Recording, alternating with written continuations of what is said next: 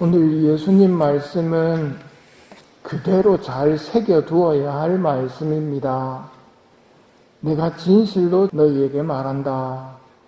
너희가 그리스도의 사람이기 때문에 너희에게 마실 물 한 잔이라도 주는 이는 자기가 받을 상을 결코 잃지 않을 것이다.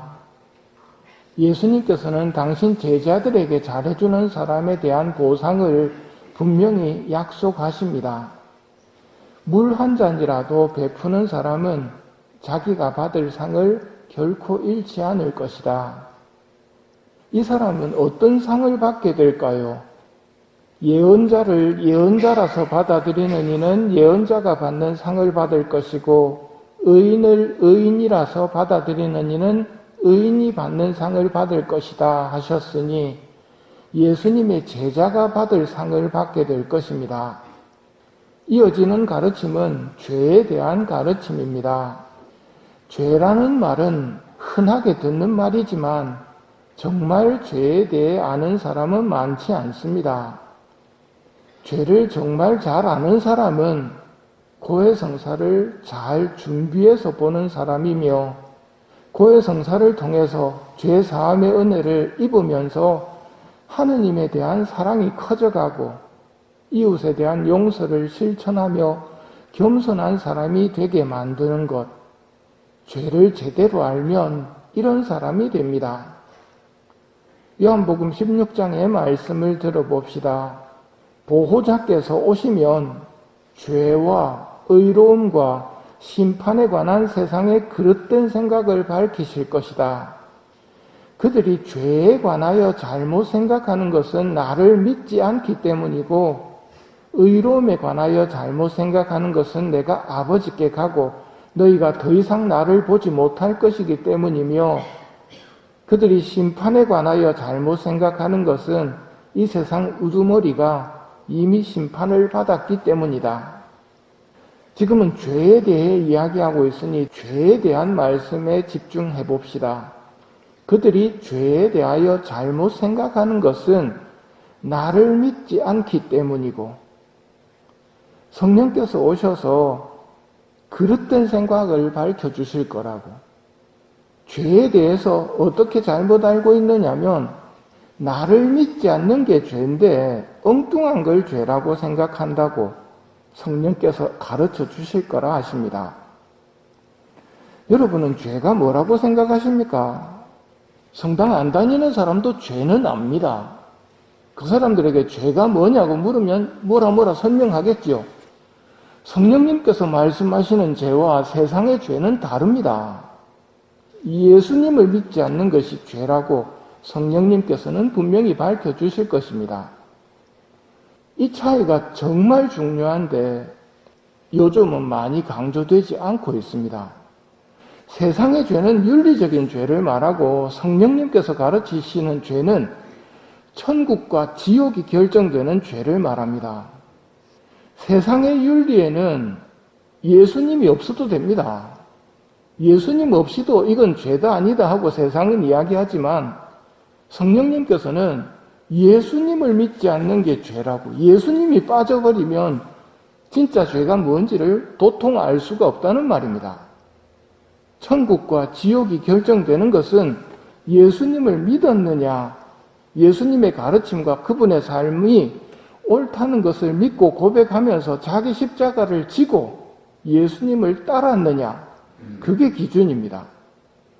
성령님의 가르침을 입은 사람의 고해성사를 보면 윤리적인 죄 고백을 넘어서 계명의 관점에서 성찰 통회하고 고백합니다. 하지만 아직도 윤리적인 수준의 신앙생활을 하고 있는 사람은 윤리적인 수준의 죄를 고백합니다. 세상 사람들이 생각하는 죄를 고백합니다. 예수님과 관계가 있는 죄에 대해서는 성찰도 안 합니다. 가장 큰 죄가 뭡니까? 가장 큰 계명을 어긴 거라고 말씀드렸죠. 첫째가 하는 계명이 뭡니까? 마음을 다하고 목숨을 다하고 생각을 다하고 힘을 다하여 주님이신 너희 하느님을 사랑하여라. 이게 첫째가 하는 계명입니다. 세상 사람들에게 이게 죄겠습니까? 아닙니다. 하지만 이게 첫째가 하는 계명입니다. 천국과 지옥이 갈리는 것은 계명에 의해서 갈립니다. 윤리적인 수준에서 신앙생활을 하고 있으면 위험합니다. 예수님과 관계없이 윤리적인 죄를 고백하는 사람들이 흔히 하는 말은 죄가 없다는 겁니다. 내가 뭐 사람을 죽였나, 뭘 훔쳤나. 그게 윤리적인 죄거든요. 진짜 죄는 하느님의 마음을 아프게 해드린 겁니다. 고해성사 볼 때마다 바치는 통회의 기도를 보면 참으로 사랑받으셔야 할 주님의 마음을 아프게 하여 싸우니 하는 부분, 그 부분이 우리가 말하는 죄입니다. 하느님의 마음을 상해드린 게 정말 큰 죄라는 말입니다. 첫째가 하는 계명이 하느님 사랑인데 그 하느님의 마음을 아프게 해드렸다는 것에 대해서 성찰하는 게 성령님의 가르침을 받은, 성령 은사를 받은 사람이 죄에 대해서 생각하고 죄를 용서받는 방법입니다. 여러분의 죄가 윤리적인 수준에 머물러 있는지, 하느님의 마음, 하느님과 연결된 죄를 생각하고 있는지를 보시면 여러분의 수준이 딱 답이 나옵니다. 예수님께서 죄가 얼마만큼 지독한 것인지 모르는 우리에게 오늘은 이렇게 설명하십니다. 손이 죄를 짓게 하거든 잘라버려라. 두 팔로 지옥 가는 것보다 한 팔로 천국 들어가는 게 훨씬 낫다. 눈이 죄를 짓게 하거든 눈 빼버려라. 외눈박이로 천국 들어가는 게 두 눈 가지고 지옥 가는 것보다 훨씬 낫다고 말씀하십니다. 죄는 아무리 작다 하더라도 작은 게 아닙니다. 그것보다는 남을 죄짓게 하기보다는 연자맷돌 목에 메고 깊은 바다에 빠지는 게 더 낫다고 할 정도로 죄는 심각한 겁니다. 지옥에서는 그들을 파먹는 구더기도 죽지 않고 불도 꺼지지 않는다. 모두 불소금에 절여질 것이다.